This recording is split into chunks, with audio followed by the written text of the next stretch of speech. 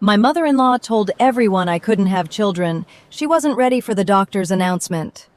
The first time my mother-in-law announced that I could not have children, she did it while holding a champagne glass beneath a chandelier I had paid to restore.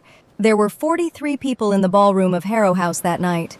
I knew because I had spent 3 months turning the decaying family property into a venue for Daniel's parents' 40th anniversary. Marianne had accepted my work with satisfaction, but no gratitude. Dinner was nearly over when she stood. She thanked her friends, praised her husband, and described her 2 sons as her greatest achievements. Then she looked toward Daniel and me. She said the family had learned to accept certain disappointments. She said bloodlines did not always continue the way people hoped. She said she prayed Daniel would one day have the courage to choose a future instead of remaining trapped by misplaced loyalty.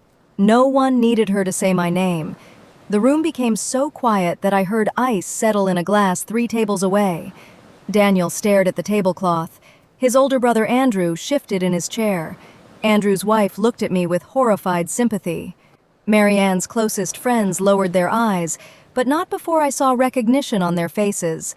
This was not new information to them. It was only the first time she had delivered it while I was present. Then Marianne smiled and raised her glass. She asked everyone to toast to honest beginnings.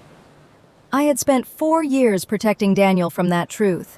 6 months earlier, after 2 years of negative pregnancy tests, early appointments, and calendars marked with private hope, we had completed a full fertility evaluation. My results showed no significant problem. Daniel's showed a severe obstruction caused by a childhood surgery his mother had never told him about. The specialist said there were options. A minor procedure could retrieve viable sperm, and in vitro fertilization gave us a real chance. Daniel had gone pale in the doctor's office. In the car, he begged me not to tell his family until he understood what he wanted to do. He had grown up in a house where Marianne treated vulnerability as evidence of defective character. I agreed because I loved him. I assumed privacy would give him room to recover. I did not understand that my silence would become the room where he hid. At Harrow House, every face turned toward us. Daniel still said nothing. I placed my napkin beside my plate. My hands were steady, which surprised me. I stood and thanked Marianne for the toast. I told the guests that private medical information was complicated and that public speculation rarely improved it. I wished her a happy anniversary. Then I walked out before my voice betrayed me.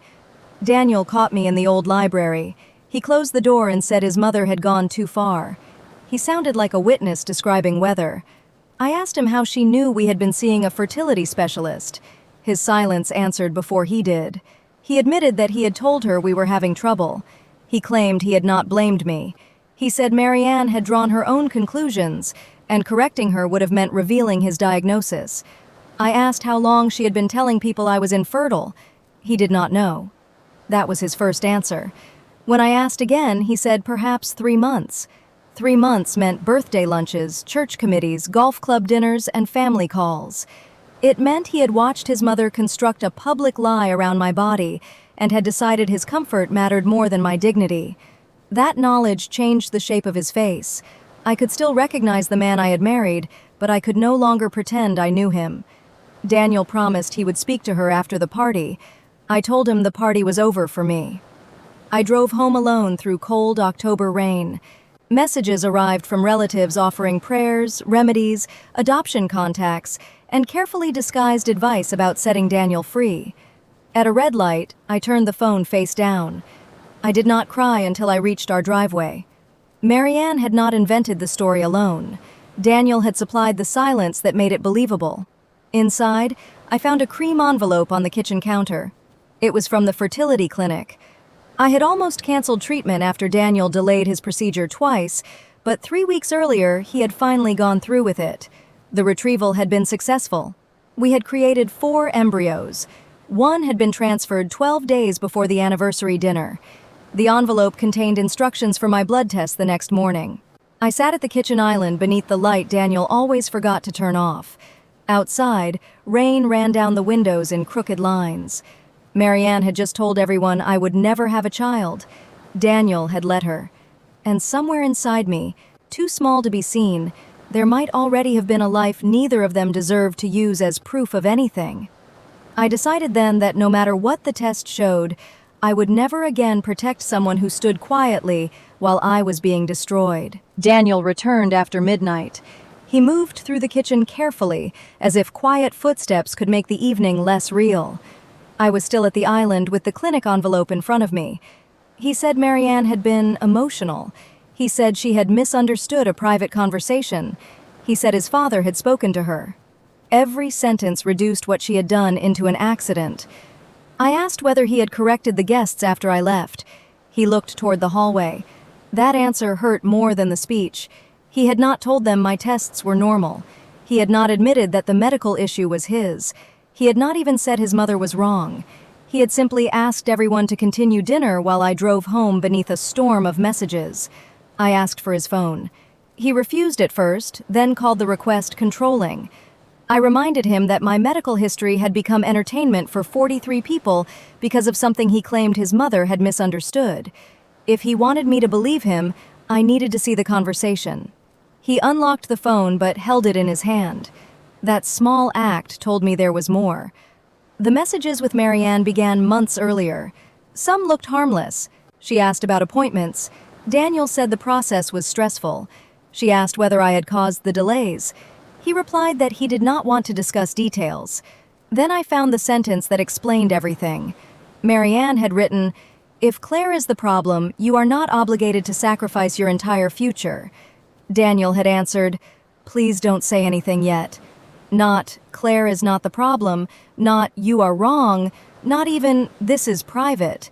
He had accepted the premise and objected only to the timing. Further down, Marianne mentioned a woman named Elise. I knew the name. Elise had dated Daniel in college and recently returned to town after a divorce. Marianne wrote that Elise had always wanted children and came from a healthy family. Daniel replied that he was married. Marianne answered that marriages ended every day. Again, he had not defended me. He had only stated a fact. I handed the phone back and went upstairs. Daniel followed, insisting that messages could sound worse without context. He said he had been ashamed. He said men were judged differently for infertility. He said he had needed time. I told him shame did not excuse making me his shield. That night he slept in the guest room. At 6 the next morning, I drove to the clinic alone. The nurse drew my blood. She said the clinic would call that afternoon. I went to work and tried to disappear into numbers. I owned a financial compliance firm that investigated irregular accounts for hospitals and nonprofit organizations. My job depended on noticing the discrepancy between what people said and what records proved. Somehow, I had applied that discipline everywhere except my marriage.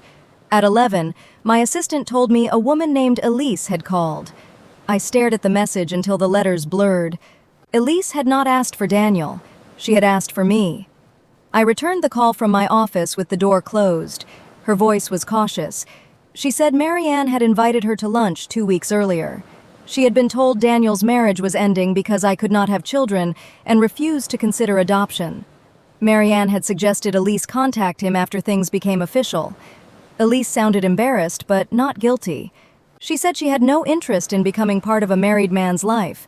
She was calling because the anniversary speech had reached social media through one of Marianne's friends, and the comments made it sound as if she had been waiting in the background. She sent me screenshots. In one exchange, Marianne told Elise that Daniel deserved a complete wife.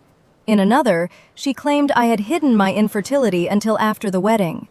The lies were precise enough to sound sourced. Marianne had not merely guessed, she had created a campaign. I thanked Elise. Before we ended the call, she told me something else. Daniel had messaged her after their lunch.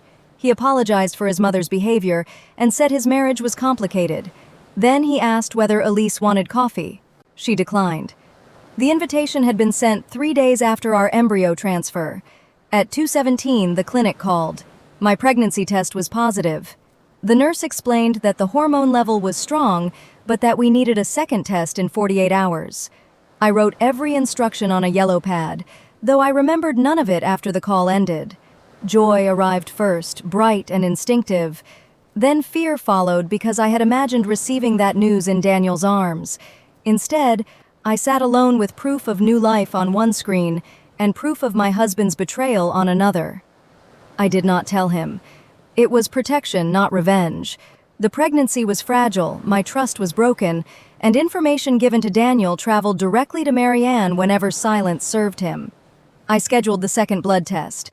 I saved Elise's screenshots to a secure folder. Then I called a family law attorney named Priya Shah, whom I knew through work. Priya said I did not need to decide immediately whether to end the marriage. I could gather records, protect my business, and understand my options. She advised me to document the public statements and review our finances. That final instruction proved more important than either of us expected.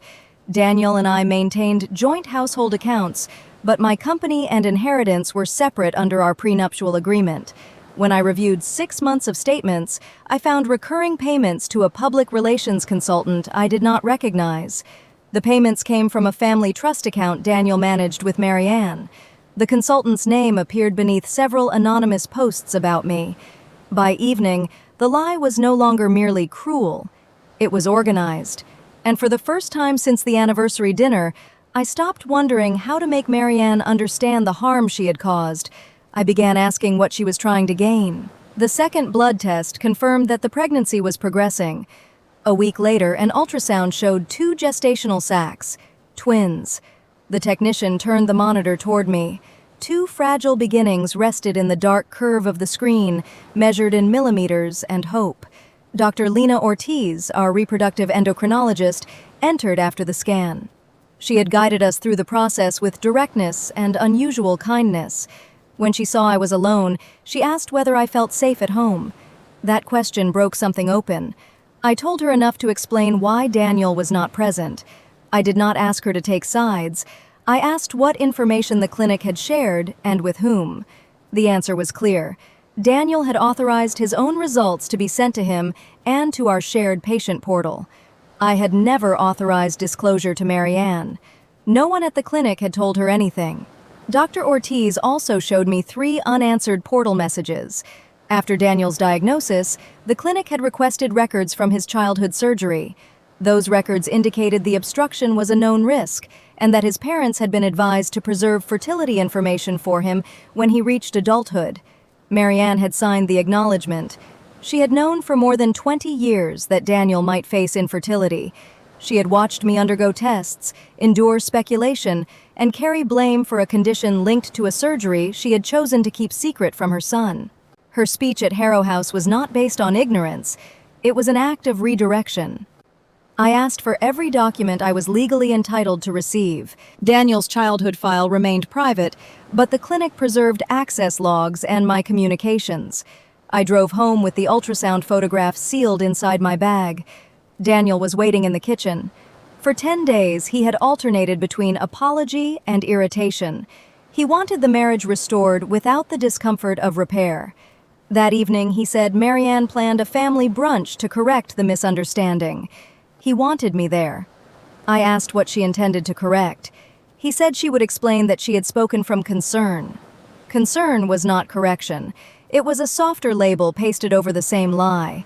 I asked Daniel whether his mother knew about the warning attached to his childhood surgery. His face changed. He had learned about the records, too. He admitted Marianne told him after the anniversary party. According to her, the doctors had said infertility was only a remote possibility, and she had not wanted him to feel damaged while growing up. He described her secrecy as imperfect love. I asked why he had not told me she knew. He said everything was happening too quickly. That had become his favorite defense. Events moved quickly. Truth apparently moved only when convenient. Then I asked about Elise. He sat down. He insisted the coffee invitation had been innocent. He said he felt rejected and frightened after the transfer. I reminded him that I had injected hormones, undergone procedures, rearranged work, and carried the physical risk. His response to fear had been to contact the woman his mother proposed as my replacement. Daniel began crying. 5 years earlier, those tears would have moved me. Now I watched with a grief so deep it felt calm. He asked if the transfer had worked. I lied for the first time. I said I was not ready to discuss my medical information. He flinched, recognizing his own language. The next morning, Priya and I reviewed the financial records. The family trust payments led to a small communications agency owned by Marianne's friend. The agency managed reputation campaigns for local businesses and charities. An exported invoice from Daniel's email described a narrative reset for the Harrow family. The goals were simple: position Daniel as loyal but trapped, present me as career-focused and unwilling to build a family, and prepare the community for a separation. The campaign predated the anniversary dinner by 7 weeks. Marianne had not lost control during a toast. The toast was a launch event. Priya asked whether Daniel had approved the invoice. His electronic signature appeared at the bottom. When I confronted him, he claimed he believed the consultant was being hired to manage publicity around the restoration of Harrow House. He said he signed several documents Marianne sent and did not read the details. It was possible. Daniel's carelessness had always worn the costume of trust, but legal innocence would not restore moral innocence. He had signed the money away, read his mother's messages, invited Elise to coffee, and remained silent while I was publicly humiliated. I moved into the guest suite above my office. I told Daniel I needed distance and that any communication about treatment had to occur through the clinic or in writing. Marianne responded within an hour. She sent a message accusing me of abandoning her son during a medical crisis. Then she posted a photograph from the anniversary dinner with a caption about mothers carrying their children's pain when spouses refuse to. The comments filled quickly. This time, I did not turn my phone face down. I saved every word. 3 days later, a board member from the hospital foundation called me. My firm was in final negotiations for a compliance contract. He had heard rumors that I had misrepresented my health to secure insurance coverage for fertility treatment through my company. He sounded uncomfortable, but the allegation raised a governance question. Marianne's private cruelty had crossed into my professional life. I sent him documentation showing that my benefits and treatment were properly reported. Then I asked where the rumor came from. He hesitated before naming the source. Marianne Harrow. That call ended the last of my restraint.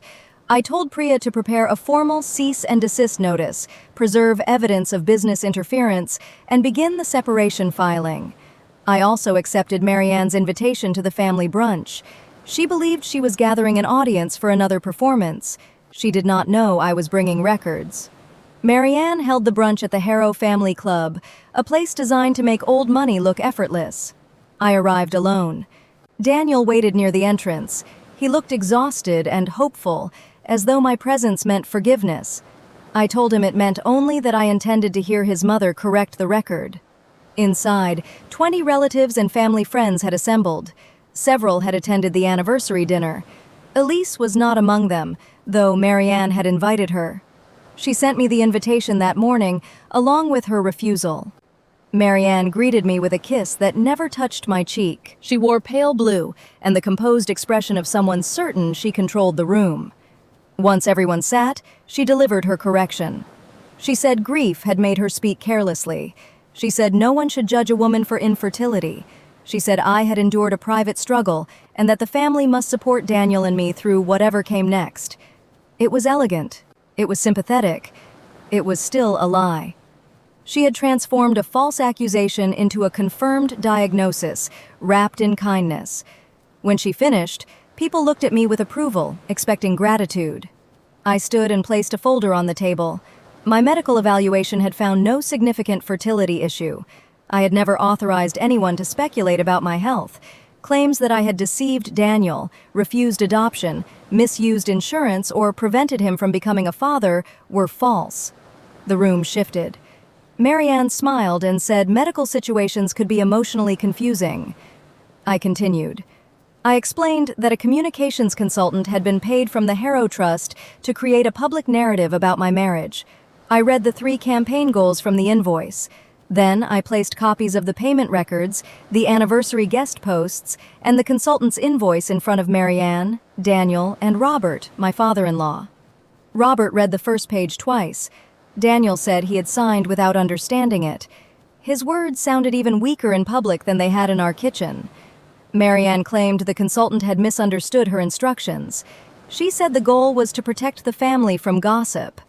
I asked how inventing gossip protected anyone. Before she could answer, Andrew spoke. He had found similar payments in the trust records going back 2 years. Some related to a former employee who had accused the Harrow Company of unsafe conditions.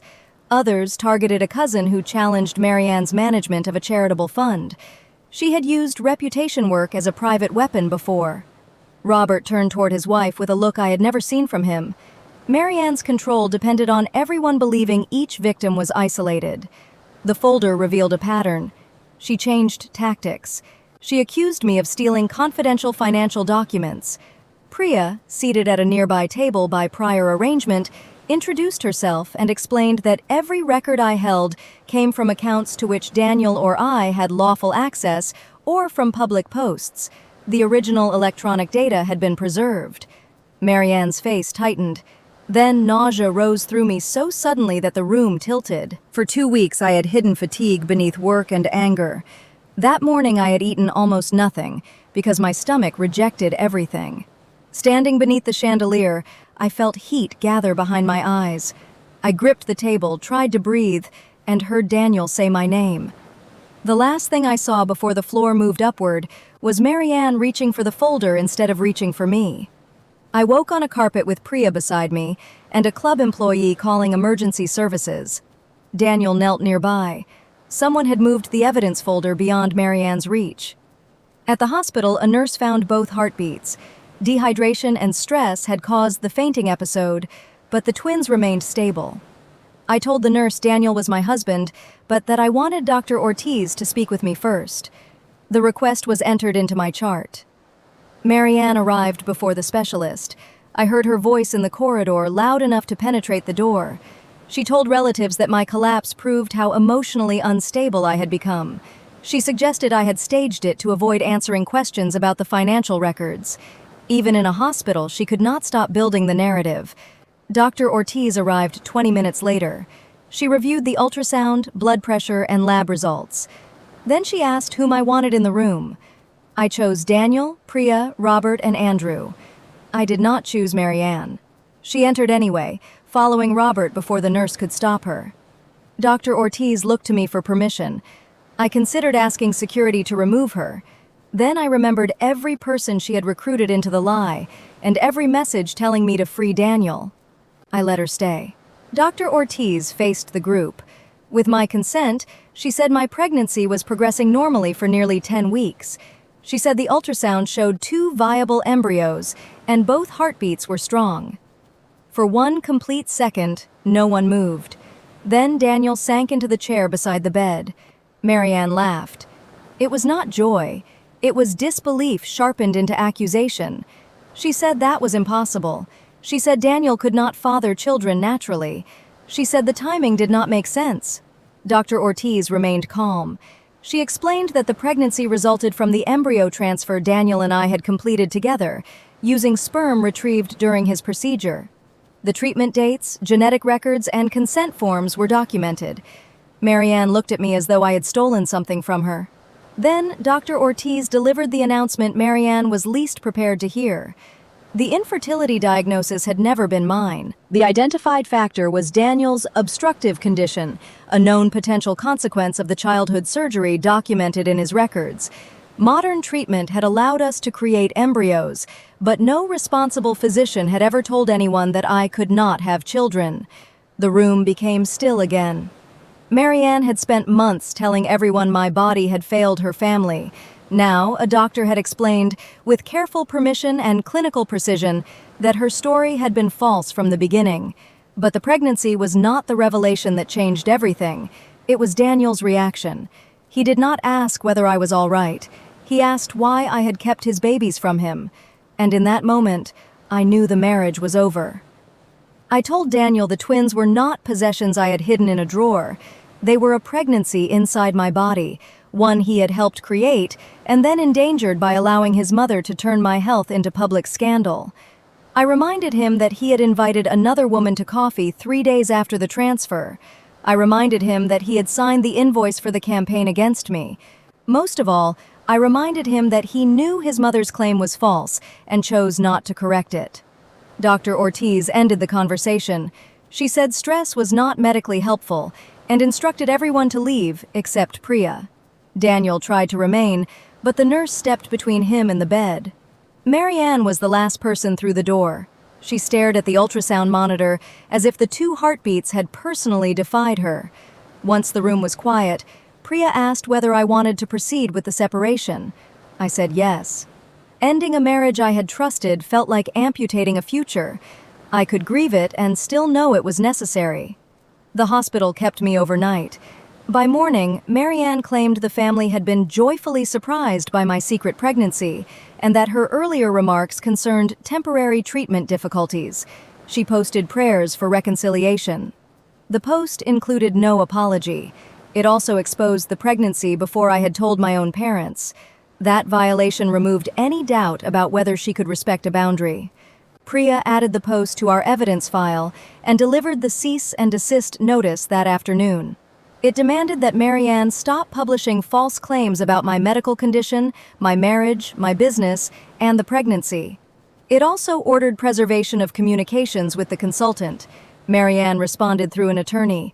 Her letter described her statements as opinion, family concern, and protected social speech. It denied business interference. Then the hospital foundation forwarded a voicemail. Marianne had called its board chair the week before the anniversary dinner. In the recording, she claimed I was emotionally unstable because treatment had failed, that I had altered company records to obtain benefits, and that awarding my firm a contract could embarrass the foundation. She said the Harrow family preferred to resolve matters quietly, but believed the board deserved warning. The voicemail converted rumor into evidence. My firm secured the contract after an independent review, and the board chair agreed to identify the source of the allegation. Marianne's attempt to damage my livelihood had produced the witness we needed. Meanwhile, Andrew investigated the family trust. Robert had appointed him co-trustee after the brunch. They discovered that Marianne had categorized the communications payments as property maintenance and charitable outreach. More than $180,000 had been diverted over 2 years. Some of it funded the campaign against me. Some funded anonymous attacks against anyone who challenged her. The largest payments coincided with a dispute over Harrow House. Robert had planned to transfer the property into a preservation trust. Marianne wanted it sold to a developer owned by the father of one of her friends. My restoration had made the house profitable as an event venue and complicated that sale. Suddenly, her hatred of me had a financial shape. If Daniel divorced me under public pressure, she believed my management agreement with Harrow House would collapse. If I appeared dishonest or unstable, she could persuade Robert that my restoration projections were unreliable. The infertility story served 2 purposes. It framed me as an unfit wife and weakened my authority over the property. I had believed she resented me because I was not the daughter-in-law she wanted. The truth was colder. Control was the objective. Daniel came to my office 3 days after I left the hospital. He had received the separation petition. He brought flowers and a printed parenting plan, as though preparation could substitute for remorse. He said he wanted to attend every appointment. He wanted us to pause legal action until after the first trimester. He wanted to move away from his mother and begin counseling. I asked whether he had removed himself as a trustee from the account that paid the consultant. He had not. I asked whether he had issued a public correction. He said his attorney advised against making statements. I asked whether he had told Marianne she would have no access to my medical information. He said she was still processing the news.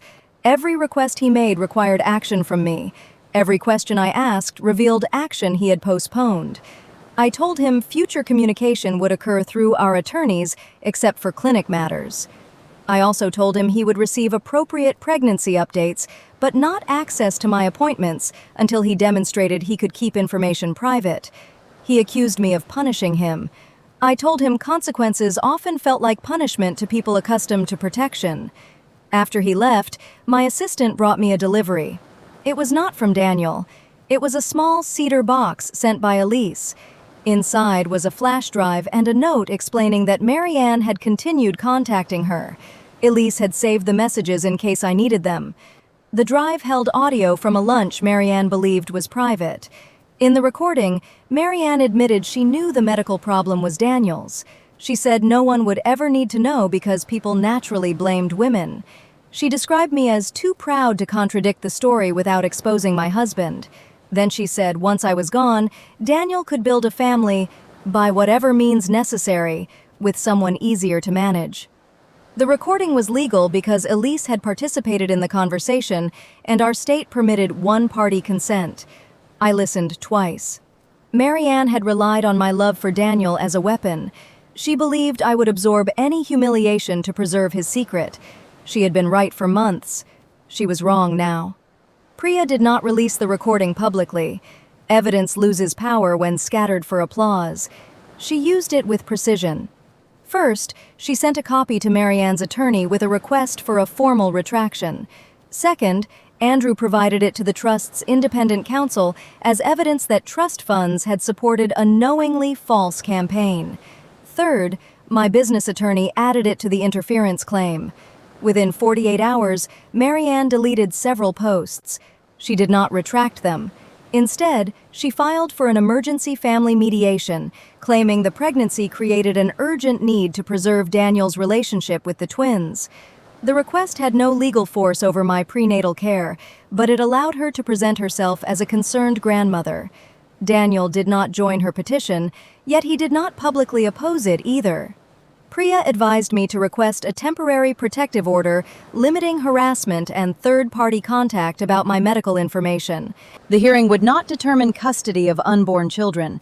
It would determine whether Marianne's conduct crossed the line from unpleasant family speech into a coordinated pattern of intimidation and professional interference.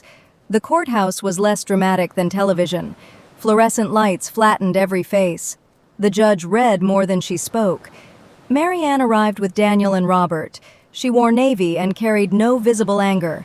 Her attorney portrayed her as a mother who had made one unfortunate toast during an emotional family celebration. He said, "My response was disproportionate and designed to exclude a loving grandmother." Priya began with dates. She showed the campaign invoice created 7 weeks before the toast. She showed the trust payments, the messages to Elise, the call to the hospital foundation, the social posts, and the publication of my pregnancy after the hospital announcement. The timeline left no room for an impulsive mistake. Then the board chair's voicemail was played. Marianne sat perfectly still while her own voice filled the courtroom, warning that my alleged dishonesty could embarrass the hospital. Her attorney objected to portions, but authentication had been established. The judge allowed the relevant section. The recording from Elise came next. People naturally blamed women. The sentence sounded even uglier through courtroom speakers. Marianne's attorney tried to argue that the conversation reflected frustration rather than a literal strategy. Priya paired the words with the consultant's written goals. Frustration had an invoice, a budget, and deliverables. When I testified, I described the anniversary speech, the professional call, the hospital disclosure, and the repeated contact after I asked her to stop. I did not discuss Daniel's diagnosis beyond what had been disclosed with consent. I would not retaliate by violating the same privacy boundaries she had ignored. Marianne testified last. She said she believed I was planning to leave Daniel and take the children. She said the family's history justified vigilance. When Priya reminded her that she began the campaign before anyone knew the transfer had succeeded, Marianne changed direction. She claimed she feared I would deny Daniel fatherhood if treatment worked. Priya asked what evidence supported that fear. Marianne said a mother knew. The judge's expression did not change, but her pen stopped moving. The temporary order was granted in limited form. Marianne was prohibited from contacting my employer, clients, medical providers, or extended family about my health, pregnancy, or alleged dishonesty. She could communicate with me only through counsel. She was ordered to remove remaining false factual statements and refrain from publishing identifying information about the pregnancy. The judge emphasized that the order did not decide future grandparent access. It addressed conduct. For Marianne, conduct had always been something other people were forced to explain. Hearing a judge name it was a new experience. Outside, local reporters waited. Marianne had tipped them off, expecting a story about a daughter-in-law excluding a grandmother. Now the public record contained the trust-funded campaign and hospital voicemail. Priya gave one sentence. The court had issued protections based on documented harassment, and I wanted privacy for a healthy pregnancy. I said nothing. Marianne's attorney guided her away before she could speak. Daniel remained on the courthouse steps. He asked to talk without attorneys. I refused. He said he had resigned from the trust and begun counseling. He had also submitted a written correction to everyone who attended the anniversary dinner. It was the first meaningful action he had taken without asking me to lead him. But action taken after legal exposure did not erase the months before it. I told him accountability would matter in our future co-parenting. It did not restore our marriage. He asked if I had ever planned to tell him about the twins. I said I had planned to tell my husband. During those early weeks, I was still determining whether he was willing to be one. The answer hurt him. I saw it. I did not enjoy it. That distinction mattered to me. Marianne used pain to establish control. I wanted boundaries to establish safety. From a distance, both could look like refusal, but their purposes were opposite. The trust investigation concluded 2 weeks later. Robert and Andrew removed Marianne from all financial authority. She had to repay the improperly used funds from her separate assets. The developer withdrew its offer for Harrow House after its connection to the payments became known. Robert transferred the property into the Preservation Trust and confirmed my company as its long-term manager. The house Marianne had tried to take from my hands became the first asset she could no longer control. She blamed me for all of it. But blame was no longer enough to change the record. At 14 weeks, I told my parents. I drove to their home with 2 framed ultrasound photographs. My mother cried before she understood why I had brought 2.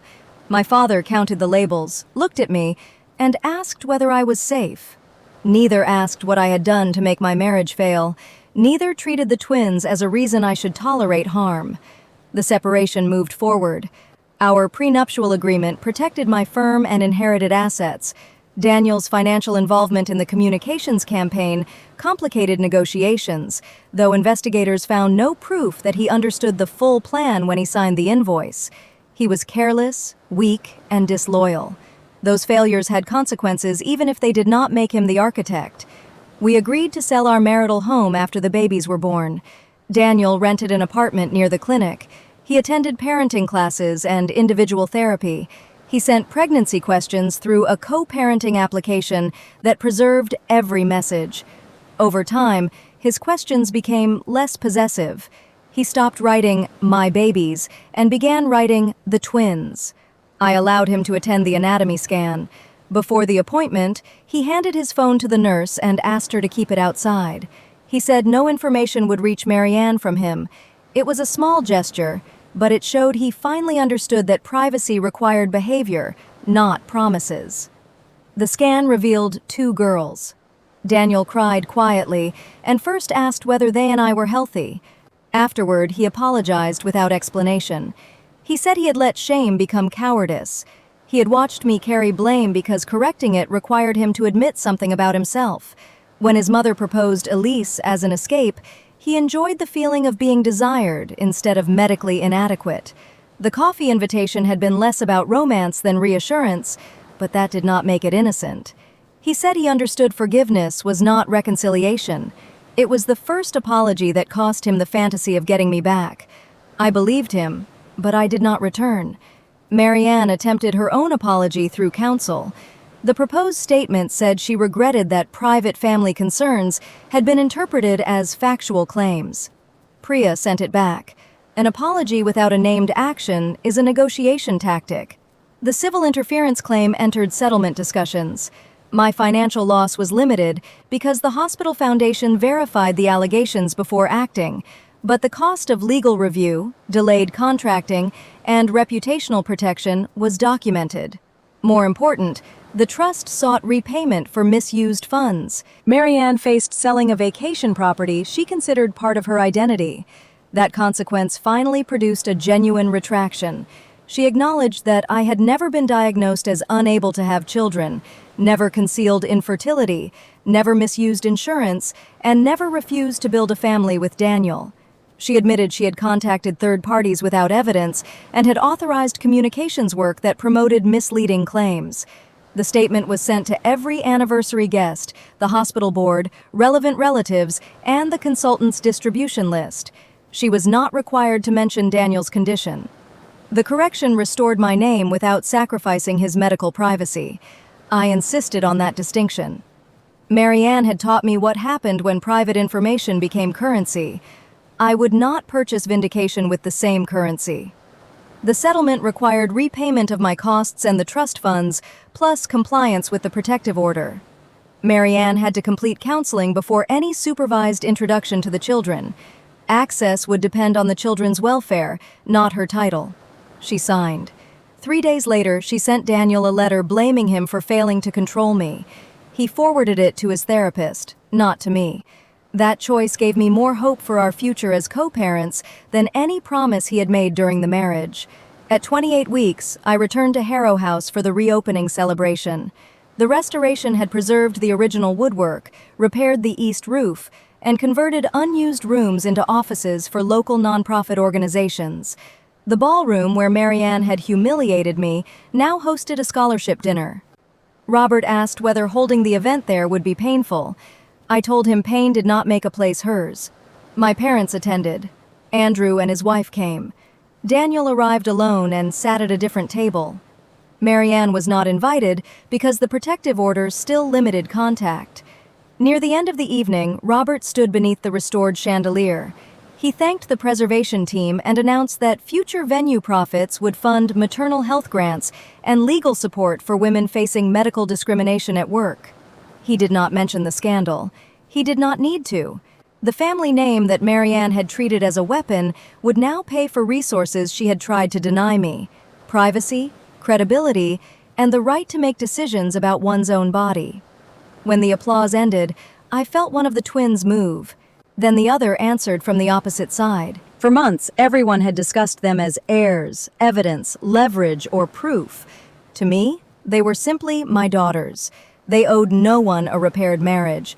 They owed no one a family legacy, and they would never be raised to believe that love required silence.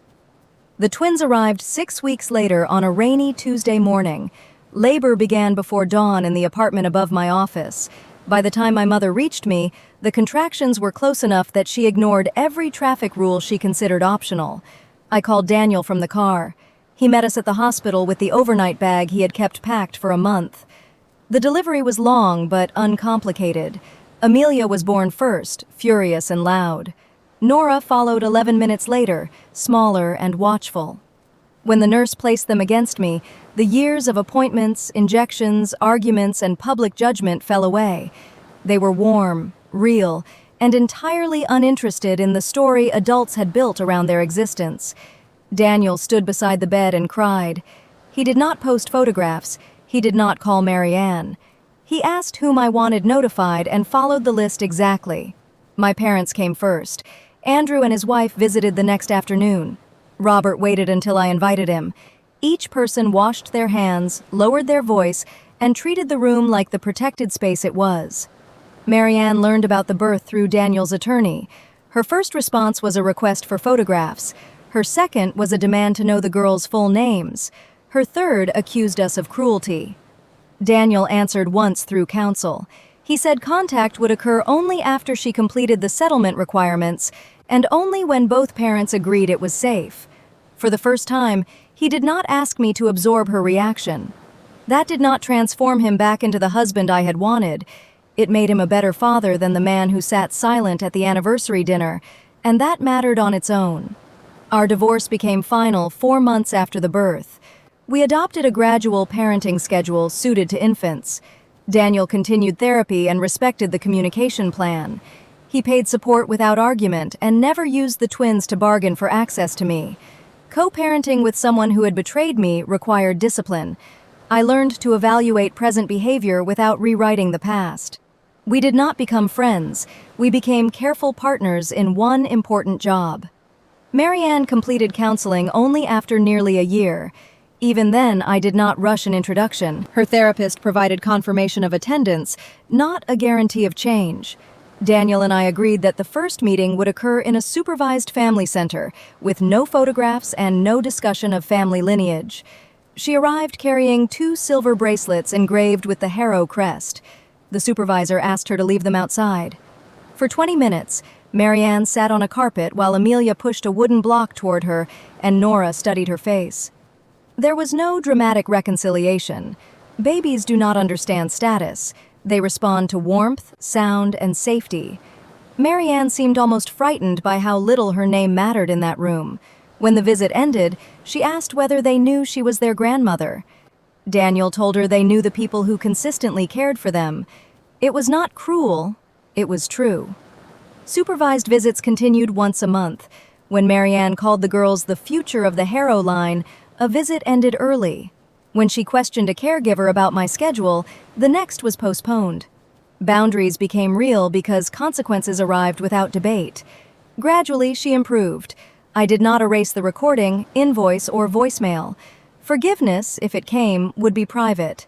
Access remained based on behavior. My firm expanded after the hospital contract.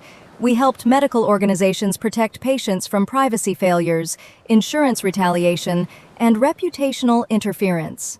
Harrow House also prospered. The Maternal Health Fund paid its first grants the spring the twins turned 2. One supported transportation for rural fertility patients. Another funded legal consultations for women whose medical information had been used against them at work.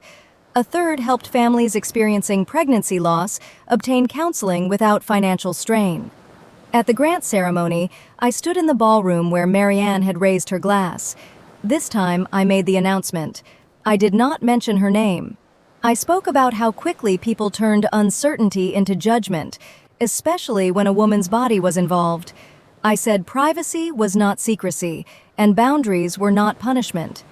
I said families were not strengthened by protecting the loudest person from consequences. They were strengthened when the most vulnerable person did not have to purchase belonging with silence. Amelia and Nora sat in the front row between my parents. Daniel sat 1 seat away, close enough to help and far enough to respect the life I had built. Robert and Andrew were behind him. Marianne was not present. She had asked to attend, but the event fell outside our visitation agreement. 2 years earlier, someone would have pressured me to make an exception for appearances. No one did now. After the ceremony, Daniel brought the girls to me. Amelia demanded the microphone. Nora wanted the ribbon from my name badge. Their laughter echoed against the high ceiling. I had imagined motherhood as a final scene. Babies in my arms, a healed marriage, a complete family. Reality was less tidy. Motherhood did not repair people. It clarified what I was responsible for protecting. Marianne's original lie had been that I could not have children. The deeper lie was that my worth depended on proving her wrong. The doctor's announcement at the hospital exposed the first lie. The twins' heartbeats, the treatment records, and Marianne's own words stripped away the story she had manufactured. But the announcement that mattered came later, through every choice I made when no audience was present. I announced that my body was not family property, that a husband's shame did not become his wife's burden, and that grandmother was a relationship, not a rank. Most of all, silence was no longer the price of loving me. On the 2nd anniversary of the Harrow House reopening, the twins ran through the garden beneath strings of white lights. Daniel followed them with 2 cups of juice, and the expression of a man learning to be grateful for a place in their lives, rather than entitled to one. My mother sat beside me on the terrace. Across the lawn, Marianne waited with the visitation supervisor. She did not enter until I nodded. She greeted me politely and asked whether she could give the girls 2 books. No jewelry, no crest, no speech about legacy. I checked the books and said yes. The girls pulled her toward the grass. Marianne went without directing them. For once, she allowed the children to decide where the family would move. My mother asked if watching them together felt strange. I said it felt accurate. Families were systems of behavior. They changed only when rules protecting harm were replaced by rules protecting people. Evening settled over Harrow House. Amelia stumbled, stood, and kept running. Nora followed with both books against her chest. I had once believed my victory would be the moment everyone learned Marianne was wrong about me. It was not. My victory was that her opinion no longer determined what happened next.